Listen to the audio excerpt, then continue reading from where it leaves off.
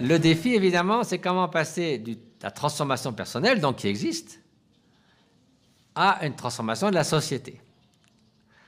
Alors, la transformation de la société, elle est éminemment désirable. L'altruisme n'est pas un luxe, n'est pas un noble idéal qu'on pourrait se permettre si tout allait bien, c'est une nécessité. Aussi bien dans le monde de l'économie, il faut un minimum d'intégrité, de considération pour l'autre.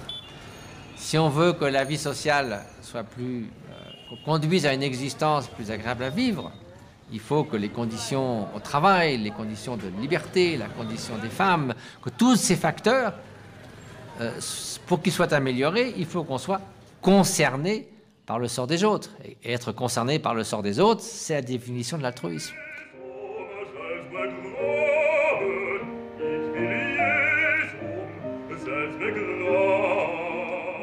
Effectivement, j'ai été invité 3 fois au Forum économique mondial de Davos.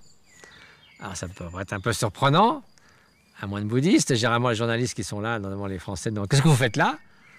Et je leur dis à chaque fois, écoutez, je pourrais être dehors avec les manifestants anti-mondialistes avec des petits drapeaux et des ballons.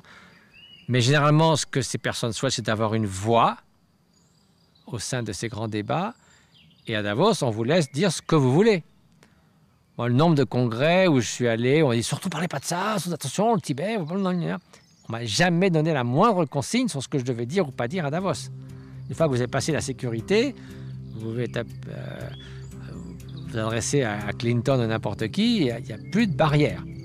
Donc ça, c'est d'un côté très enthousiasmant parce que vous avez quand même les gens qui sont les moteurs de la civilisation, du monde moderne.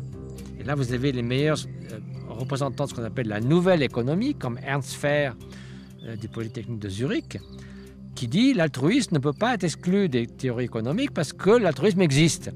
Alors que toutes les théories classiques de l'économie disaient l'économie n'est mue uniquement que par l'intérêt personnel, rien d'autre. L'altruisme n'a pas de place dans l'économie. Alors ces économistes nouveaux disent mais c'est pas vrai. So we must at all times be aware of the needs of all, bridge the gap between the rich and the poor. Otherwise, what's the point of practicing compassion in our hermitages or our convent if at all times we are not ourselves compassion in action?